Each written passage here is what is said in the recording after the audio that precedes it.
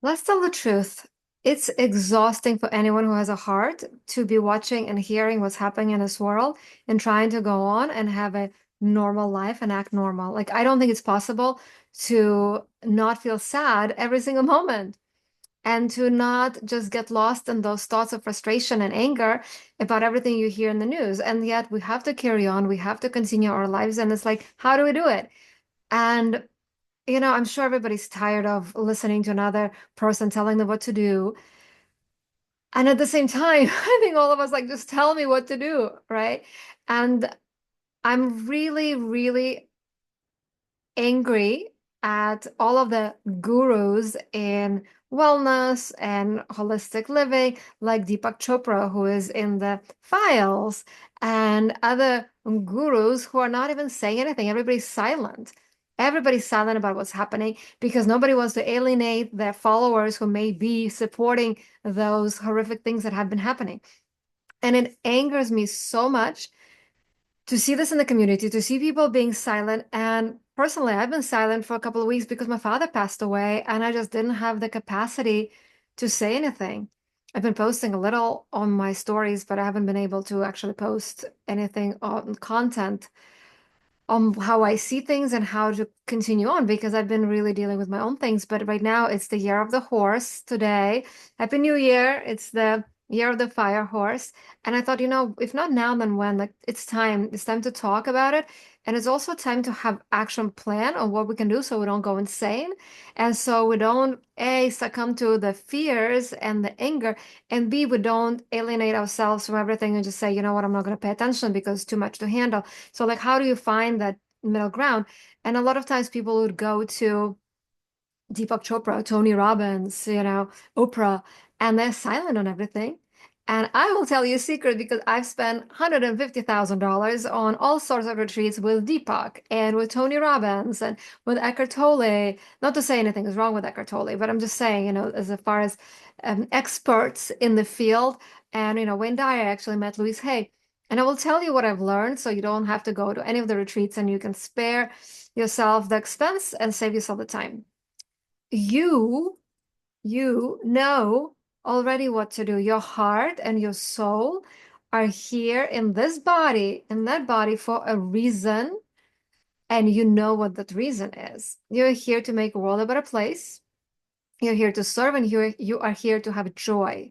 And those things are possible to have together. It's possible to have joy by doing something that you are creating in this world that's good.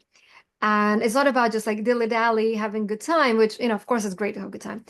But it's also about serving the community and making this world a better place so other people can also have a good time. And what I find, and what I hope that will save you a lot of money to know, that you have all different 12 personalities in you, 12 archetypes, 12 characters. And you've been through every single character in different situations in your life. So when people say, oh, just be yourself, it's like, well, which self? There's 12 of you.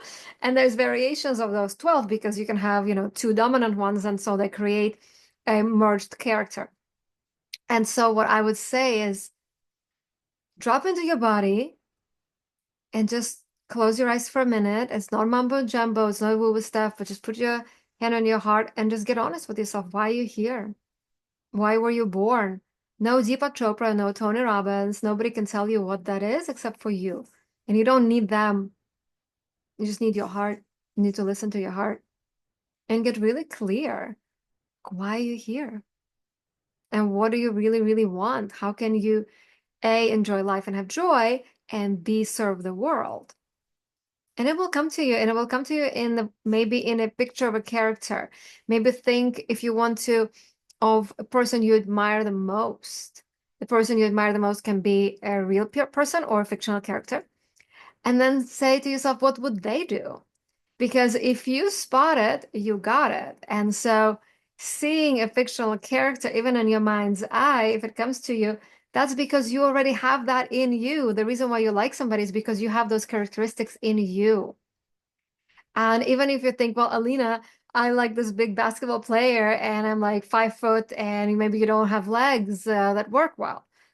Well, that is still in you because there is a very famous football coach who's never walked a step in his whole life. He's been wheelchair ridden since he was a baby, and he's a world famous, amazing coach. So he's using his mind to be able to spot different variations of techniques in other players, and then he's telling them how to play. So he's still in the sport, even though he cannot physically play it, he's mentally playing it and sharing his knowledge through the skills of other people. So, yes, if you spot it, you got it. Even if you can have a thought, you can take that thought and create something with that thought, with a partner, with a tool, with a computer, with something. There's ways. So anyway, think of that person that you admire the most, and just think if they were switched with my body, what would they do? Like, what would that person do right now? If I were them, what would I do? If I had their courage, if I had their charisma, if I had their wit, what would I do? And so ask yourself that and just do it. Just do. And I'm not saying like go for like mega big steps. Like take a little step moving forward. And so a very cool way to get into that character is to dress up as a character and just play that character for a day. Just play, pretend like there's cameras around you and you are just moving as that character in that outfit. It doesn't have to be an outfit. It can be a pair of shoes.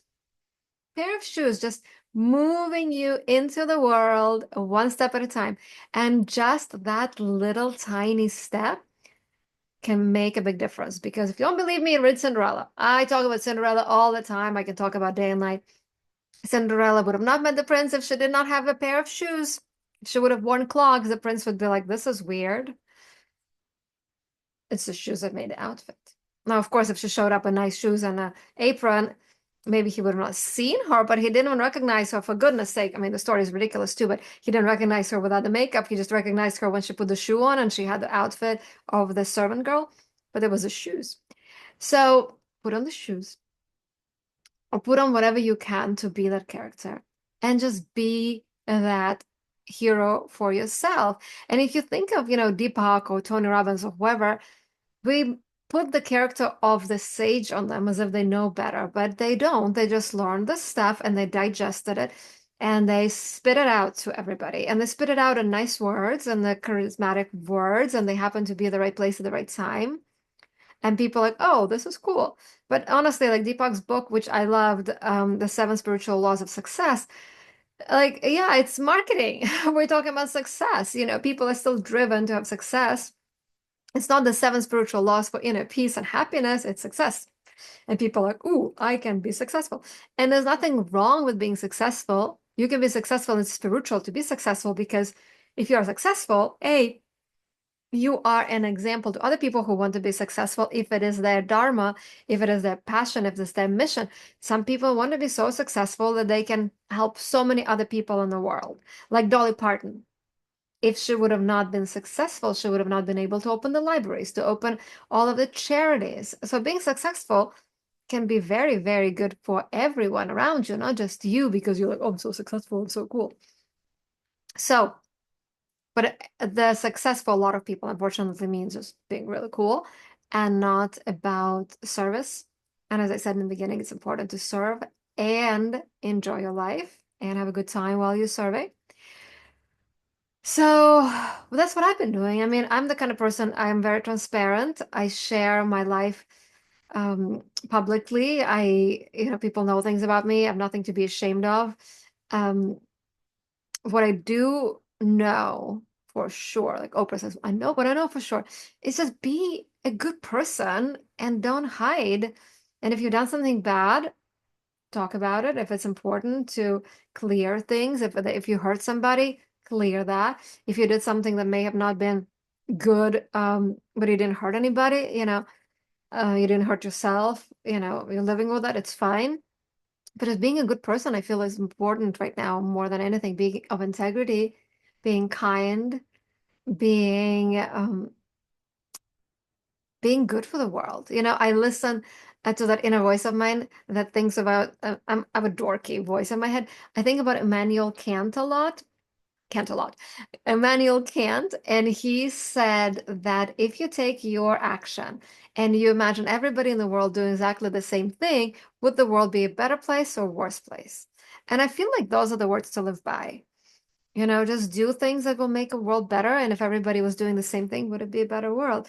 And I think it's so important that people talk about what's happening and publicly express their anger, express their disappointment, express their disbelief. I mean, just first of all, it's unbelievable it's happening, and all the files that are coming out and all the truth that's coming out, and speaking about that and condemning it publicly. Because if you don't stand for something, if you don't stand for anything, you fall for everything. And I'm just appalled that the spiritual leaders, so to speak, all about peace and light, but they completely disregard that we need to stand up for people who are survivors, for people who may be in danger right now. People are in danger right now. Whole ethnic groups are in danger right now. And we need to speak up for that, because the more we speak, the more we're vocal, the more pressure we put on those who are in charge, the more change we can create. And so I think it's very important to speak up, and speak up also publicly for those who are not speaking up, because they have to choose a side. And yes, some people, well, Alina, we cannot choose sides. We're all one. Yes, and there are things that are plain wrong. Abuse is wrong. Hurting people is wrong. Those things that you can read in the files are clearly evil. And we need to speak up about that and not allow that to happen, because what I find is that really perverted, disgusting, sick, evil people do those things because they lack love, they lack acceptance. And if they do those things and other people accept them, then they go, oh, okay, I can continue doing those things and I will be loved and accepted, quote unquote, loved, whatever they think that this is. But abusing little children is making you the weakest person in the world, the most pathetic person in the world, not the strongest and the smartest and the lovable. So it's just really crazy how people try to get attention and feel cool about them when they do the most despicable things. But us as people, we have a voice, and it's our duty as citizens to speak up on behalf of those who are victims, and speak up on those who are victims right now, and to speak up so that the more of us speak of love and truth and kindness, and not just hypothetically like, oh, peace and love on everybody. No, we have to pick a side and choose love and kindness, and to speak up, because that is love and kindness. That's not hypothetical, oh, peace and love to you. But actually speaking up is peace and love, creating peace and love with our voice, our actions. And I talk about the 12 selves, the 12 characters. And some people have the hero in them, and some people will go to protest. And I've gone to many protests. And some people might want to be the sage, and they want to teach, and they want to be behind the scenes and teaching people and sharing their wisdom. Some people might be doing some other things to make a world a better place. So I'm not here to tell you what to do, but I'm here to share that in order for us to move forward, in order for us to have peace and love, in order for us to create a world we desire, we have to do something. And even though my father passed away 3 weeks ago, and it's been really hard, I've been doing the same thing, is stepping into the characters. And I've been in a character of grieving and babying myself and taking care of myself mentally and emotionally, and taking care of my heart so that I can be full and complete. And so that way I can be strong for other people, because I'm not at any benefit to anybody when I'm not strong. I'm not gonna benefit anyone when I need attention, when I need things from other people. So it's my responsibility to take care of myself so that I can take care of you. And I will leave this with a song lyric that I love, and it just repeats over and over again. It said, I love myself so much, so I can love you so much, so you can love you so much, so you can start loving me. And so it starts with us. We have to love ourselves so much, and then we have to put that love out there. And sometimes that love is speaking up. Sometimes that love is writing to your congressman, to your senators, to your local authorities, whoever it is. Sometimes love is just speaking up on social media and saying, this is what I stand for. And then people who you're talking to will eventually remember what is right and what is wrong, because they're such basic things sometimes. Hurting people is wrong, loving people is right. And then they will start loving themselves, and then they will start loving other people and not abusing them. So that's how I'm dealing with everything that's happening in this world, dressing up, putting on the character that I want to be, taking care of myself so I can be there for you, so you can be there for yourself, so you can be there for other people. So cheers to that. And I'll be doing more videos on sharing how I'm dealing with everything and hoping that that will give you a sense of peace and sense of safety in your own heart, in your own body, and you won't need anybody else to tell you what to do, just yourself. Okay, bye.